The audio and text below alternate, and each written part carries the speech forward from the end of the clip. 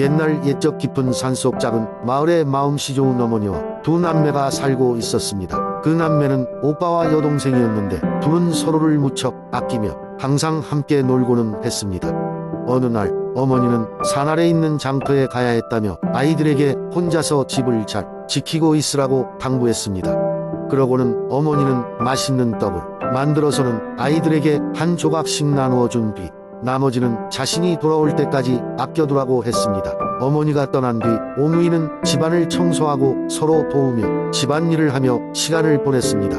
그런데 얼마 지나지 않아 배가 몹시 고파진 두 아이는 어머니가 남겨둔 떡을 바라보며 서로 고민하기 시작했습니다. 결국 오빠는 어머니가 돌아올 때까지 조금씩 먹자고 설득하여 조금씩 떡을 나눠 먹기로 했습니다. 그러나 떡을 조금 먹자더 배고파진 남매는 참을 수 없게 되었고 결국 남은 떡도 죄다 먹어버렸습니다. 시간이 흐르고 저녁이 되었지만 어머니는 아직도 돌아오지 않았습니다. 그러던 중 한밤중에 누군가 문을 두드리는 소리가 들렸습니다. 똑똑똑. 오빠는 깜짝 놀라 누군지 물었습니다. 문 밖에서는 낯선 남자의 목소리가 들렸습니다. 얘들아, 어머니가 오다가 사고를 당하셨단다. 내가 너희를 데리러 왔다. 남자는 계속해서 문을 두드렸고 아이들은 두려운 마음에 서로 손을 꼭 잡고 있었습니다. 똑똑똑. 남자의 목소리는 점점 더 간절하고 급박해졌습니다. 하지만 두 아이는 뭔가 잘못되었다고 직감했고 일단 문을 열지 않고 잠잠히 관망하기로 했습니다. 그러던 중 문 밑 틈새로 이상한 냄새가 스며들어왔고 두 아이는 남자가 사람이 아니라 호랑이라는 것을 알아채게 되었습니다. 두려움에 빠진 남매는 급히 도망가기로 했습니다. 창문을 열고 밖으로 나와 산길을 달리기 시작했습니다. 호랑이는 이내 그들을 따라오기 시작했고 두 아이는 필사적으로 도망쳤습니다. 산길의 끝자락에 다다랐을 때 오빠와 여동생은 나무 위로 올라가기로 했습니다. 나무 위에 올라가 하늘을 바라보며도 아이는 간절히 기도를 올렸습니다. 하늘이시여, 우리를 구해주세요. 그러자 하늘에서 굵은 밧줄이 내려왔습니다. 아이들은 그 밧줄을 잡고 열심히 하늘을 향해 올라갔습니다. 호랑이 역시 그들의 뒤를 쫓아올라 밧줄을 잡으려 했지만 호랑이가 잡은 밧줄은 썩은 밧줄이었습니다. 결국 썩은 밧줄은 호랑이의 무게를 견디지 못하고 끊어졌고 호랑이는 계곡 아래로 떨어지고 맙니다. 하늘로 올라간 오누이는 태양과 달이 되었습니다. 오빠는 따뜻한 태양이 되어 낮을 밝히고 여동생은 아름다운 달이 되어 밤하늘을 밝혀주었습니다. 이렇게 하여 그들은 하늘에서 모두를 지켜보며 서로를 돌보는 존재가 되었습니다. 마침내 그들은 자신들의 지혜와 용기로 무서운 위기를 극복하고 새로운 운명을 맞이하게 되었습니다. 두 번째 이야기. 옛날 옛적 어느 작은 마을에 오누이가 살고 있었습니다. 오빠는 성실하고 언제나 책임감이 강한 청년이었고 여동생은 밝고 애교가 넘치는 소녀였습니다. 그들의 부모님은 며칠 전 큰 병에 걸려 안타깝지만 세상을 떠나게 되었습니다. 오누이는 눈물을 흘리며 부모님의 무덤 앞에서 서로를 꼭 붙잡은 채 앞으로는 서로만을 의지하며 살아가기로 약속했습니다. 당시 그들의 마을은 숲과 강으로 둘러싸여 있었고 마을 사람들은 농사를 지으며 살아가고 있었습니다. 오누이는 부모님이 남겨주신 작은 밭을 일구며 근근히 생계를 이어갔습니다. 오빠는 아침이면 일찍 일어나 밭에 나가 일을 하였고 여동생은 집안을 돌보고 오빠가 돌아오면 따뜻한 밥을 해주었습니다. 어느 날 오빠는 여느 때처럼 밭일을 끝내고 집으로 돌아오는 길이었습니다. 그런데 그날따라 하늘은 유난히 붉게 물들어 있었고 바람은 기이할 정도로 차가웠습니다. 오빠는 왠지 모를 불안을 느끼며 서둘러 발걸음을 재촉했습니다. 그러나 집에 가까워질수록 이상한 소리가 들려왔습니다. 그것은 마치 노랫소리 같았는데 음울하고 끔찍한 멜로디가 가득 찬 소리였습니다.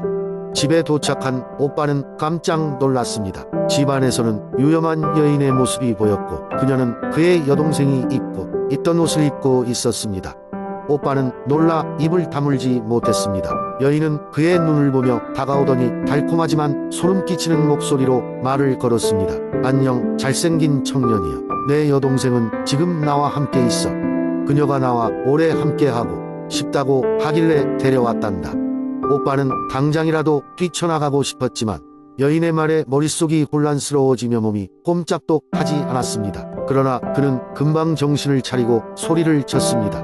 제발 그녀를 돌려줘요. 우리는 서로밖에 없어요. 오빠의 외침에 여인은 살짝 미소를 지으며 말했다. 내 여동생에게 직접 말해보아라. 그 순간 여자의 그림자 뒤에서 여동생의 눈이 보였습니다.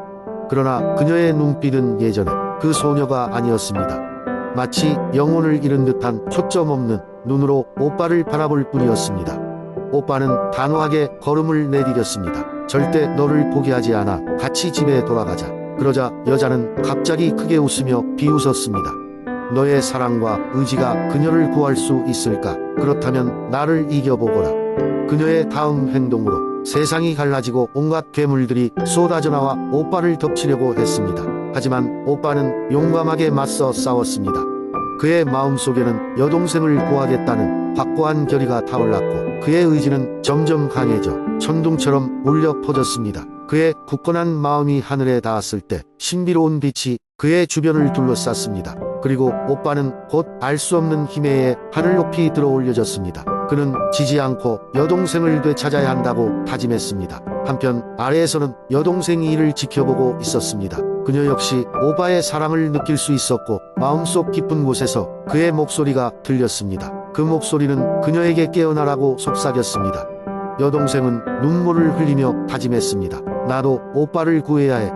그러자 그녀 역시 신비한 힘에 의해 하늘로 올라가게 되었고 오빠와 여동생은 둘이 마주 보게 되었습니다. 그 순간 그들은 다시는 떨어지지 않겠다고 약속하며 서로를 꼭 안았습니다. 그들 앞에 서 있던 여인은 그 모습을 보며 작게 미소를 지었습니다.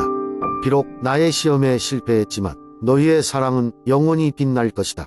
그렇게 오누이는 하늘의 해와 달이 되었습니다. 낮에는 오빠가 해로서 땅을 밝게 비추고 밤에는 여동생이 달로서 은은하게 빛났습니다. 그들은 하늘에서 항상 서로를 지키며 땅 아래의 세상을 비추며 살아갔습니다. 그리고 사람들은 언제나 낮의 해를 보고 밤의 달을 보며 그들이 전에는 사람이었다는 이야기를 전해 들으며 지금도 여전히 그 위대한 사랑의 이야기를 기억하고 있답니다. 세 번째 이야기. 옛날 한국의 한 마을에 흥부와 놀부라는 형제가 살고 있었습니다. 그들은 어릴 때부터 성격이 매우 달랐습니다. 형 놀부는 욕심 많고 욕망이 가득한 사람으로 항상 자신만을 생각했습니다. 반면 흥부는 마음이 너그럽고 나무, 도끼를 좋아하는 착한 사람이었습니다. 어느 날 흥부의 집 근처에서 제비 한 마리가 다친 채 발견되었습니다. 흥부는 상냥한 마음으로 제비를 돌봐주기로 했습니다. 부러진 다리를 붕대로 감아주고 날마다 정성 들여 보살피며 사랑으로 돌봐주었습니다. 얼마 지나지 않아 제비는 건강을 되찾아 날아갈 수 있게 되었습니다. 가을이 찾아오고 제비는 남쪽으로 떠나기 전에 흥부에게 고마운 마음을 전해주기 위해 한 알의 박씨를 선물했습니다. 흥부는 제비가 준 박씨를 소중하게 품고 집으로 돌아와 정원에 심었습니다. 시간이 흘러 봄이 되자 심은 박씨는 싹을 틔우더니 하루가 다르게 자라더니 어느새 커다란 박으로 변했습니다. 흥부는 곧 다가올 추수를 기대하며 박을 수확했는데 박 속에서 금은보화와 쌀, 옷과 같은 생활에 필요한 것들이 쏟아져 나왔습니다. 그 덕분에 흥부는 풍족한 삶을 누리게 되었습니다.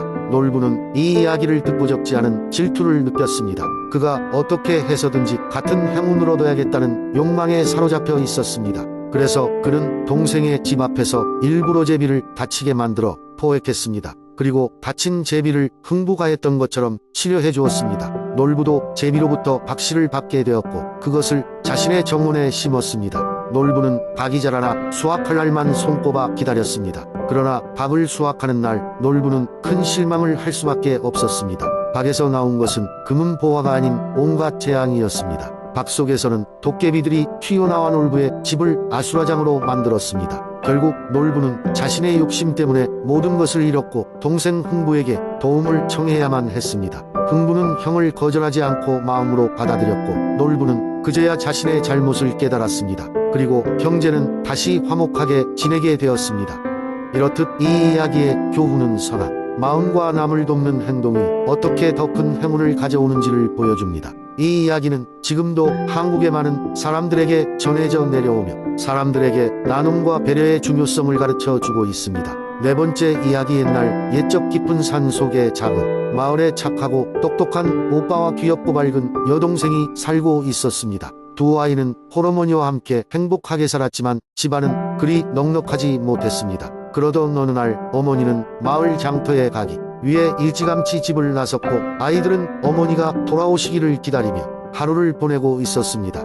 그러나 저녁이 되어도 어머니는 돌아오지 않으셨고 오빠는 여동생을 걱정시키지 않기 위해서 태연한 척했습니다. 점점 더 어두워지는 숲속에서 두 아이는 식사를 준비하며 어머니를 기다리고 있었습니다. 바로 그 순간 멀리서 이상한 소리가 들리기 시작했습니다. 그것은 바로 늑대의 울부짖음 소리였습니다. 오빠는 눈치를 채고 여동생에게 조용히 말했습니다. 저기 이리 와. 우리가 방금 저 멀리서 들은 소리는 어머니가 아닌 것 같아. 하지만 걱정하지 마. 우리가 서로 함께 있는 한 아무도 우릴 해칠 수 없어. 오빠는 여동생을 안심시키며 문을 단단히 잠그고 창문도 굳게 닫았습니다. 하지만 그것은 진짜 위장한 늑대가 아니라 산속에 사는 호랑이였습니다. 호랑이는 그 마을에서 가장 교활하고 무서운 존재로 알려져 있었고 사람을 찾아 다니며 피해를 주기 일쑤였습니다. 호랑이는 이미 사람의 목소리를 흉내내는데 능숙했습니다. 호랑이는 문 밖에서 마치 어머니인 척 목소리를 내며 문을 열라고 아이들을 깨웠습니다. 하지만 오빠는 호랑이가 세심하게 감춘 진짜 목소리를 알아차리고 문을 열지 않았습니다. 엄마라면 우리가 준비했을 저녁을 알려달라고 해보세요. 오빠가 말했습니다. 호랑이는 재빨리 거짓말을 했지만 오빠는 호랑이의 서툰 대답에 결코 속지 않았습니다. 그는 여동생과 함께 계획을 세워 탈출하기 시작했습니다. 오빠는 여동생에게 담요로 몸을 감싸고 창문을 조용히 열도록 했습니다. 그리고 밖으로 빠져나가자 두 사람은 어머니가 가르쳐 주었던 숨겨진 비밀 통로를 통해 빨리 마을을 벗어날 수 있었습니다. 아이들은 마침내 안전한 곳에 도착하여 어머니와 다시 만났습니다. 그들의 영웅적이고 기지 넘치는 행동 덕분에 둘은 무사했습니다. 오빠는 담대하게 여동생을 지켰고 여동생 또한 오빠를 믿고 잘 따라준 덕분에 해와 달이 되었습니다. 전설에 따르면 오늘날 하늘에 해와 달은 바로 이 두 아이라 합니다. 오빠는 언제나 적극적으로 여동생을 보호하며 낮 동안 그녀를 비춰주고 여동생은 밤에 오빠를 따르며 그의 길을 밝혀준다는 겁니다. 그리하여 하늘에 해와 달은 언제나 서로를 보살피고 보호하면서도 결코 만나지 않는다고 합니다.